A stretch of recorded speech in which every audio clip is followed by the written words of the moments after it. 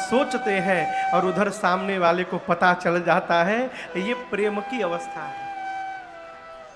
गोस्वामी जी कहते हैं, जिस रात्रि मंथरा ने मां कैकेयी के मति को भ्रमित किया, उसी रात्रि से भरत जी को ननिहाल में बुरे बुरे स्वप्न आने लगे। देखा ही रात भयानक सपना। रात को स्वप्न देखते हैं, प्रातः काल जगकर भरत जी नाना प्रकार से कल्पना करते हैं, हे प्रभु मेरे घर में सब कुशल है ना। देखिए, हम जिसको प्रेम करते हैं उसके प्रति सदैव संशय बना रहता है। उदाहरण देता हूं, यदि घर के मालिक रात को 8 बजे नौकरी से ऑफिस से डेली आते हो, रोज रात को 8 बजे, किसी दिन कारणवश यदि 8:30 बज जाए, 9 बज जाए, उनका फोन न लगे, तो जो मतवा घर में रहती है ना, वो बेचैन हो जाती है। क्या हुआ हो, आज इतना विलंब क्यों हो गया, अब तक नहीं आए, सब कुशल होगा ना। अब मन नाना प्रकार की कल्पना करने लगता है, कहीं कोई घटना तो नहीं घट गई, कहीं कुछ हो तो नहीं गया। और जिससे प्रेम नहीं है वो रात भर नहीं आवे, कोई फर्क नहीं पड़ता किसी को। भरत भैया सवेरे जगते हैं, कल्पना करते हैं, डर के मारे भगवान शंकर की आराधना करते हैं। अयोध्या के दूत जब पहुंचे, भरत जी कांप गए देखकर। अचानक पूछे क्या हुआ। दूतों ने कहा, कुछ पूछिए मत प्रभु, गुरुदेव ने स्मरण किया है, शीघ्र चलिए। जैसे कहा, भरत भैया जिस स्थिति में थे उसी स्थिति में दौड़ पड़े। सीधे मां कैकेयी के द्वार पर गए। मां ने द्वार पर आरती उतारा है, भीतर ले गई, बिछाई बिठाई, दुलार करती हैं, पूछती हैं, भरत आपके मामा के घर सब कुशल है ना। भरत जी कहते, मां वहां तो सब कुशल है, मेरी अयोध्या में सब कुशल है ना मां। कैकेयी मैया पूछी, क्यों पूछ रहे हो। भरत जी बोले, मां आज मैं जब अयोध्या में प्रवेश किया ना, तो मुझे ऐसा लगा कि मेरी अयोध्या के श्री का हरण हो गया। अयोध्या के वासी आज मेरा मुख नहीं देखना चाह रहे थे। मेरे घर में सब कुशल है ना मां। कैकेयी जी ने कहा, भरत कुशल तो मैंने सब कर लिया, मंथरा ने बड़ी सहायता की मेरी, लेकिन क्या कहूं, ब्रह्मा जी ने एक बात बिगाड़ दी बीच में। भरत जी पूछे, क्या हो गया मां। अब यहां दर्शन करिए। आपको बताऊं, कैकेयी मैया ने जब वरदान मांगा था, 2 राम के स्थान पर भरत का तिलक और राम को 14 वर्ष का वनवास, अयोध्या में विलाप करने लगी पूरी अयोध्या। तब अयोध्या की जो श्रेष्ठ माताएं थीं, ब्राह्मण देवताओं की जो देवियां थीं, ये सभी माताएं कैकेयी मैया के घर में जाकर उनको समझाने लगी। कहने लगी, कैकेयी आप चाहती हो भरत राजा बन जाए, किसी को आपत्ति नहीं है, पूरी अयोध्या को आपत्ति नहीं है कि भरत राजा बन जाए। आपत्ति तो केवल एक है कि बर दूसर असमंजस मांगा।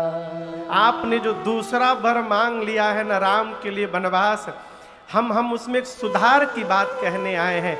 आप यही चाहती हो कि राम अयोध्या से बाहर रहें, ठीक है।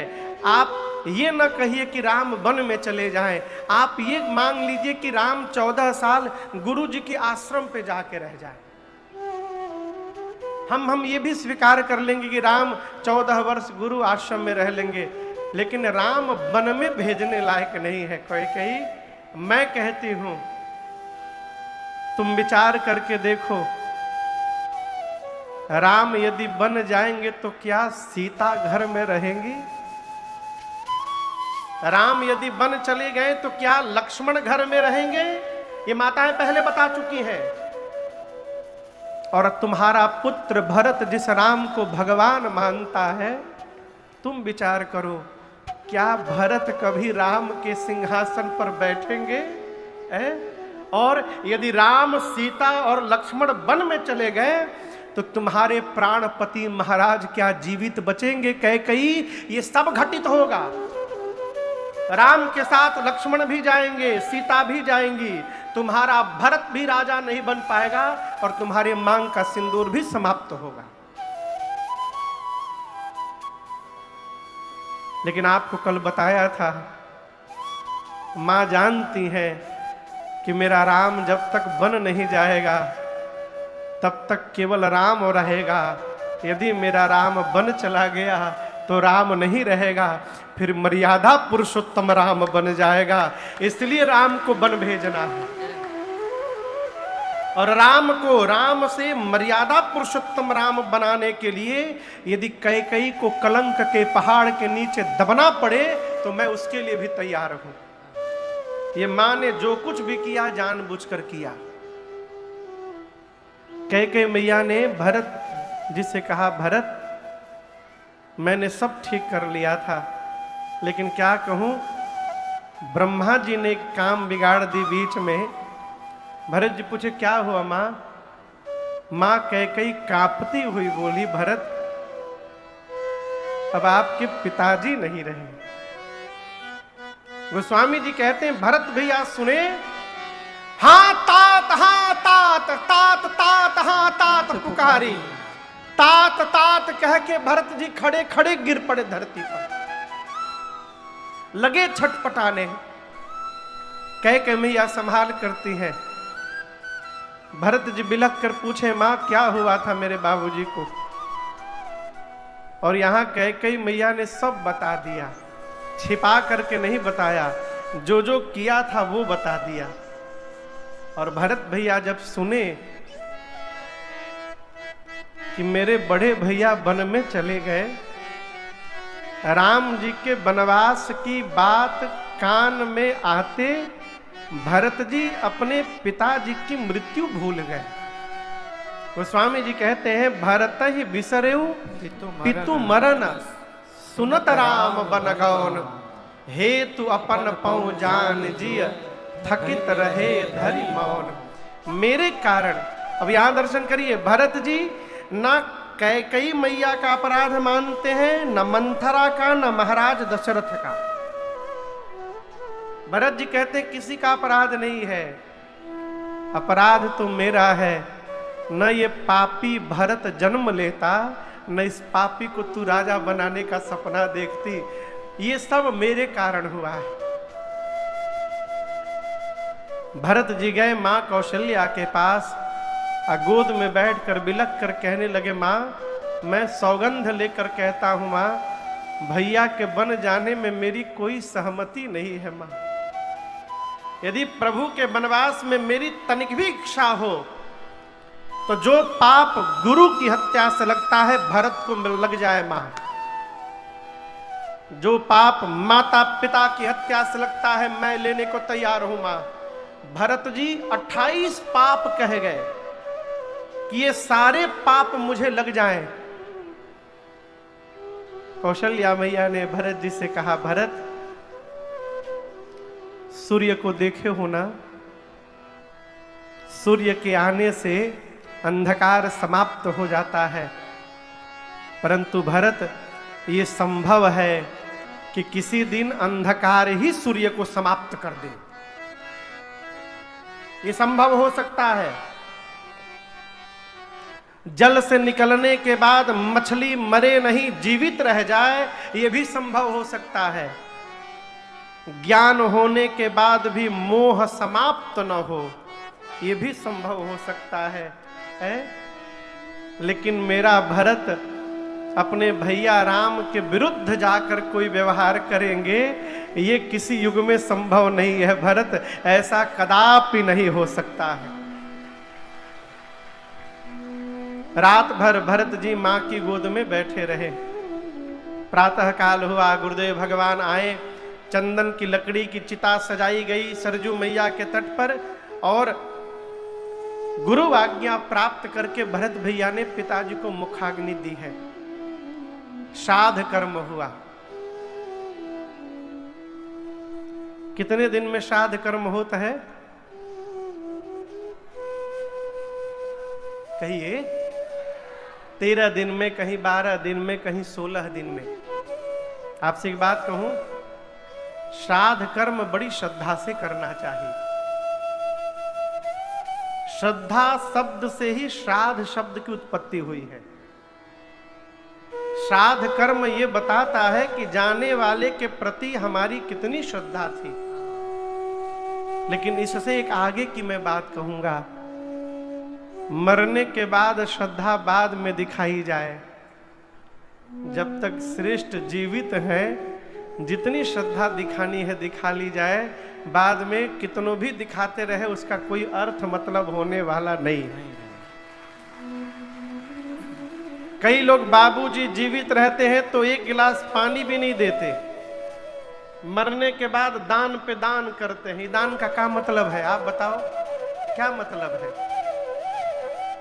माता पिता जीवित हैं, इसलिए जितना करना है उनके लिए कर जाइए।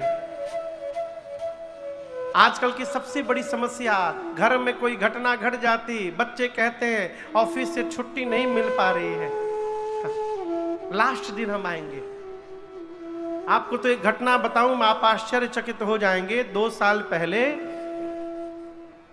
लखनऊ में एक आर्मी से रिटायर्ड अधिकारी, मनोज जी, आर्मी से रिटायर्ड बहुत बड़े अधिकारी लखनऊ में रहते थे। उनके 2 बेटे दोनों अमेरिका में। यहां पति पत्नी घर में केवल बुजुर्ग थे, रहते थे। कोरोना के कारण बच्चे 3 साल से घर नहीं आए थे भारत। मां बेचारी रटती थी, आ जाओ आ जाओ, छुट्टी नहीं है मां आएंगे, छुट्टी नहीं है मां आएंगे। रटते रटते माई चली गई। मां जब मर गई तो पिता ने फोन किया कि वो तो तुम दोनों को नहीं देख पाई, कम से कम तुम दोनों आकर उसको एक बार देख लो। 2 दिन बाद शिव भैया छोटका बेटा आया। 2 दिन पिता पार्थिव शरीर को रखा रहा बर्फ में, बेटे आ रहे हैं। 2 दिन बाद छोटा बेटा आया, दरवाजा खोलकर घुसा, पिताजी थे सामने। पिताजी बोले भैया, तो छोटा बेटा बोला पिताजी काम का बहुत प्रेशर है भैया पर। भैया ने कहा है कि मां मरी है, तुम चले जाओ, जब पिताजी मरेंगे तो मैं चला जाऊंगा।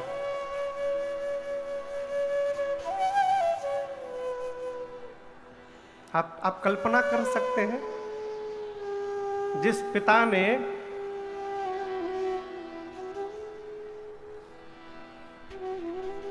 क्या बीती होगी उस पिता के ऊपर, आप कल्पना करिए। पिता तो वो निस्तब्ध हो गए, स्तब्ध, कुछ नहीं बोले। 5 मिनट बैठे रहे, उठकर चुपचाप कमरे में गए, दरवाजा बंद किए और 10 मिनट बाद गोली चलने की आवाज आई। अपने को मार लिए गोली, पत्र लिख करके गोली मारे। उसमें लिखा था कि तुम बहुत कष्ट करके आए हो, मैं नहीं चाहता हूं ये कष्ट तुम्हारे भैया को भी करना पड़े। तुम आ ही गए हो, तब एक ही बार माता पिता दोनों का श्राद्ध तेरा ही करके चले जाओ। इस प्रकार के व्यक्ति को मनुष्य कहना भी पाप है। ये मनुष्य नहीं है, ये तो पशु से भी गए गुजरे हैं। देखिए, राम जी कहते हैं जो पुत्र अपने माता पिता को संतुष्ट नहीं कर पाया, वो पुत्र कहलाने का अधिकारी ही नहीं है। ये राम जी के श्रीमुख वचन है। इसलिए भगवान को बाद में प्रसन्न करिए। घर में जो बोलने वाले भगवान बैठे हैं न माई बाप, उनको पहले प्रसन्न करिए। घर वाले भगवान प्रसन्न हो गए तो मंदिर वाले भगवान अपने आप प्रसन्न हो जाएंगे, करना नहीं पड़ेगा।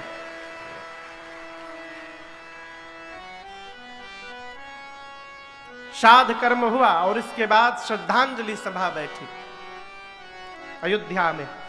पूरा परिवार समाज उपस्थित है। गुरुदेव ने भरत जी को अपने बगल में बिठाया और कहा, भरत जी, ब्रह्मा जी ने मनुष्य को बनाकर धरती पर भेजा है, परंतु 6 वस्तुओं पर मनुष्य का अधिकार नहीं है। ये 6 वस्तु हैं क्या? हानि, लाभ, जीवन मरण जश अपजश विधि कि कब हानि होगी कब लाभ होगा ये विधाता के हाथ में। कब जन्म लेंगे कब मरेंगे ये विधाता के हाथ में। कब यश लगेगा कब अपयश लगेगा ये भी विधाता के हाथ में। इस पर हमारा आपका कोई अधिकार नहीं है। गुरुदेव खूब समझाए, कहे भरत हम एक बात कहें, आपके पिता जैसा पिता न आज तक कभी सृष्टि में हुआ है। आपके पिता जैसा पिता न वर्तमान इस धरती पर है। और भरत जी आपके पिता जैसा पिता अब भविष्य में होने वाला भी नहीं है। भयऊ न अहई न अब होनिहारा, भूप भरत जस पिता तुम्हारा। हम आपके पिता के बारे में क्या क्या कहें भरत जी, क्या प्रशंसा करें। जिस महाराज के लिए इंद्र अपना आधा राज सिंहासन रिक्त कर दिया करते थे, जिस महाराज की प्रशंसा ब्रह्मा करते हो शंकर करते हो, और तो और जिसके घर में राम पुत्र बन करके खेल रहे थे, उस महाराज के सौभाग्य के बारे में मैं क्या क्या बताऊंगा आपको। भरत जी आपके पिताजी सब प्रकार से बड़भागी थे। मैं एक बात कहूं आपको, आपके पिताजी को प्राण से प्रेम नहीं था, आपके पिताजी को वचन से प्रेम था। यदि प्राण से प्रेम होता ना तो महाराज वचन छोड़ देते, प्राण बचा लेते। लेकिन आपके पिताजी ने वचन बचाया, प्राण का त्याग कर दिया। एक वचन मानकर आपके भैया वन में चले गए भरत जी, दूसरा वचन मान करके आप राजा बन जाइए ना। हम कहते हैं आप राजा बन जाएंगे ना, कोई अन्यथा नहीं कहेगा। सुन सुख लहब राम बैदेही, सीताराम जी भी वन में जहां होंगे और उनको पता चलेगा कि आप राजा बन गए हैं, राम जी भी प्रसन्न हो जाएंगे। हम तो कहते हैं भरत जी यदि आपके मन में कोई संकोच है तो अभी राजा बन जाइए। कब बन जाइए? अभी। और 14 साल बाद जब राम जी लौट कर आएंगे ना, उस समय सारी सत्ता उनको सौंप करके सेवा करिएगा। सौंपे हु राज राम के आए, सेवा करे हु स्नेह सुभाए। प्रेम से सेवा करिएगा। सुमंत जी ने भी कहा भरत जी गुरु जी ठीक कही रहे हैं, अभी राजा बन जाइए, राम जी जब आएंगे फिर विचार करके जो मन करेगा करिएगा। लेकिन आपको एक बात कहूं, भरत जी एक बात जानते हैं क्या? जो आनंद छोटा बन के रहने में है, वो आनंद बड़ा बन के रहने में मिलने वाला नहीं है। हम सभी भाइयों में हमारे भैया सबसे बड़े हैं, अभी कलकत्ता से आए हैं। भैया है तो हम लोग निश्चिंत, हम लोग घूमते हैं, कथा करते हैं, है? परिवार में यदि कोई बड़ा है तो स्वयं को मालिक बनने से रोका जाए। यदि कोई भी हमसे बड़ा है तो बड़े को घर का मालिक बनने रहना देना चाहिए, अपने को छोटा बन के रहना चाहिए। भरत जी जानते हैं कि लेते समय जो मन रहता है, लौटाते समय वो मन नहीं रहता। ये कटु सत्य मैं कह रहा हूं। आपको यदि विश्वास न हो इस वाक्य पर तो प्रैक्टिकल करिए। घर की तिजोरी की चाबी घर में किसी सदस्य को दे दीजिए, बेटा हो बहू हो किसी को भी, और कहिए 6 महीने के लिए आप घर के मालिक। 6 महीने बाद चाबी जब मांगिएगा ना तो चेहरा देखिएगा। चाबी लेते समय जो चेहरा रहता है, लौटाते समय वो चेहरा नहीं मिलेगा, बदल जाता है। सिद्धांत कहता है प्राप्त करते समय जो मन रहता है, वापस करते समय मन नहीं रहता। भरत जी को डर है लौटाते समय कहीं मेरा मन बदल गया तो, है? तो ऐसा काम ही क्यों किया जाए कि मन के बदलने का भय बना रहेगा। कौशल्या मैया ने भी कहा, भरत जी गुरुजी उचित कह रहे हैं। सबकी बात सुनकर सभा में अब भरत जी खड़े हुए, हाथ जोड़कर कहते हैं कि आप सभी लोगों ने मेरे हित की बात कही है, लेकिन मैं एक बात कहना चाहता हूं गुरुदेव। कोई स्त्री शरीर पर जितने गहने होते हैं, सबसे ऊपर गहना मांग टीका होता है और सबसे नीचे गहना पांव में बिछिया होता है। भरत जी बोले, शरीर के जितने गहने होते हैं गुरुदेव, यदि कोई स्त्री सारे गहने पहन ले, लेकिन यदि कोई कपड़ा ना पहने ना शरीर में, तो वो सारे आभूषण व्यर्थ लगते हैं गुरुदेव। शरीर में यदि रोग हो जाए तो 56 प्रकार का भोग व्यर्थ लगने लगता है। मन में यदि वैराग्य नहीं है गुरुदेव, तो ब्रह्म पर प्रवचन दिया जा रहा है व्यर्थ है। हृदय में यदि प्रेम नहीं है, तो बिना प्रेम का किया गया जप तप व्रत पूजा सब व्यर्थ है, कोई मतलब नहीं उसका। कितना भी सुंदर शरीर हो गुरुजी, यदि उस शरीर में प्राण नहीं है तो वो शरीर व्यर्थ है। गुरुजी बोले, आप ये सब क्यों कह रहे हो? भरत जी बोले, गुरुदेव उसी प्रकार अयोध्या में आप सब लोग हैं, लेकिन यदि मेरे भैया राम नहीं है बस, तो भरत के लिए अयोध्या व्यर्थ है। इस अयोध्या का कोई अर्थ नहीं मेरी दृष्टि में। बादी मोर सब बिनु रघुराई, बिना रघुनाथ के मेरे लिए सब व्यर्थ है। आप इस बात की कल्पना कर पा रहे हैं कि मैं कितना बड़ा पापी हूं? भरत जी कहते हैं, बोले गुरुदेव अभी मैं राजा नहीं बना, केवल मेरे नाम की प्रस्तावना रखी गई है कि भरत राजा बनेंगे, बस मेरे नाम को कहा गया कि भरत राजा बनेंगे। सोचिए मैं कितना बड़ा पापी हूं, मेरे नाम के आगे आने से मेरे पिताजी मर गए, मेरे भैया वन में चले गए। गुरुदेव जिस दिन ये पापी सिंहासन पर बैठ जाएगा ना, ये धरती बर्दाश्त नहीं कर पाएगी, फट के रसातल में चली जाएगी। गुरुदेव इस सिंहासन पर धर्मशील राजा चाहिए। आप सबने अपनी बात कह दी, अब आज्ञा हो तो मैं अपनी बात कहूं। गुरु जी ने कहा कि कहिए। भरत जी कहते हैं, आपन दारुण दीनता सब कहूँ सब ही सिरो नाय, देखे बिनु रघुनाथ पद जिय के जरनी न जाय।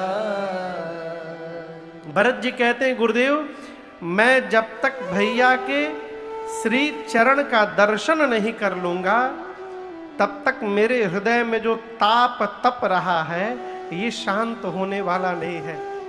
और गुरुदेव मैं आपसे अनुमति नहीं मांग रहा हूं, मैं आपको बता रहा हूं क्या कि कल प्रातः काल होते मैं भैया के पास जा रहा हूं, मैं जा रहा हूं, ये निश्चित है। आप में से यदि किसी को भी मेरे साथ चलना है उसका स्वागत है, यदि कोई नहीं जाएगा तो मैं जाऊंगा। क्यों जाऊंगा? क्योंकि मुझे विश्वास है। गुरु जी पूछे क्या विश्वास है? भरत जी बोले, यद्यपि मैं अनभल अपराधी, भय मोहि कारण सकल उपाधि। यद्यपि मैं अपराधी हूं गुरुदेव, मेरे कारण मेरे घर में सब उत्पात हुआ है, लेकिन एक बात कहें गुरुजी, मुझे विश्वास है। गुरुजी पूछे कैसा विश्वास है? भरत जी बोले, मैं वन में जैसे भैया के सामने पहुंचूंगा ना, और जैसे भैया मुझे देखेंगे, मेरे सभी अपराध को क्षमा करके वो दौड़कर मुझे अपने हृदय से लगा लेंगे। ये मेरा उन पर विश्वास है, वो मेरा त्याग नहीं करेंगे गुरुजी। आपन जानी न त्यागी है, मोहि रघुबीर भरोसा। ये मेरा उन पर भरोसा। जैसे भरत जी ने कहा कि मैं प्रातः काल वन में जा रहा हूं, पूरी अयोध्या की प्रजा जय जयकार करने लगी। इज चलता प्रात लखी नीके,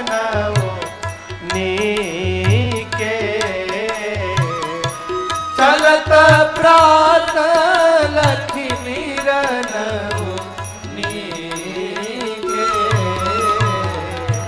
भरत प्राण प्रिय भेष बही के, भरत प्राण प्रिय भेष बही के, भरत ही कहाँ ही सराहे सराहे, भरत ही कहाँ ही सराही सराही, राम प्रेम मूर्ति जयो आहे, राम प्रेम मूर्ति जयो आहे, राम प्रेम मूर्ति जगवाही। जैसे भरत भैया ने चलने के लिए कहा चित्रकूट, पूरी प्रजा जय जयकार करने लगी। बोलिए भरतलाल सरकार की जय। आपको बताऊं, उस रात अयोध्या में कोई सोया नहीं है, कोई नहीं सोया। क्यों नहीं सोए? अयोध्यावासी सोचने लगे राम जी के साथ तो गए थे हम लोग, तमसा नदी के किनारे जाकर सोए तो राम जी रात में सोता छुआ छोड़कर चले गए। आज यदि अयोध्या में सो गए और कहीं भरत जी छोड़ के चले जाएंगे तो क्या होगा? कोई सोया नहीं, सब जगे रहे। पवित्र सेवकों को बुलाकर भरत भैया ने अयोध्या के रख रखाव के भार को सौंपा है। यहां दर्शन करिए, भरत जी अयोध्या को ऐसे ही छोड़ के नहीं चले गए। कथवा सुनकर ना कई लोग को बैराग आ जाता है, कहते हैं महाराज मन करता है घर द्वार छोड़ करके आपके साथ लग जाए। काहे लग जाए हो? भीड़ बढ़ाओ आंदोलन थोड़ी लेके चले हैं हम। भरत जी कहते हैं ये जो अयोध्या की संपत्ति है किसकी है? अयोध्या की संपत्ति किसकी है? राम जी की। संपत्ति सब रघुपति के आए। भरत जी कहते हैं यदि मेरी संपत्ति रहती तो मैं छोड़ के जा भी सकता था, लेकिन संपत्ति किसकी है? भगवान की, राम जी की। और भगवान की संपत्ति को यदि इसी प्रकार अधर में छोड़ के मैं चला गया तो मेरा परिणाम मंगल होने वाला नहीं है। अब मेरा आपसे प्रश्न है, आपके पास जो संपत्ति है वो संपत्ति किसकी है?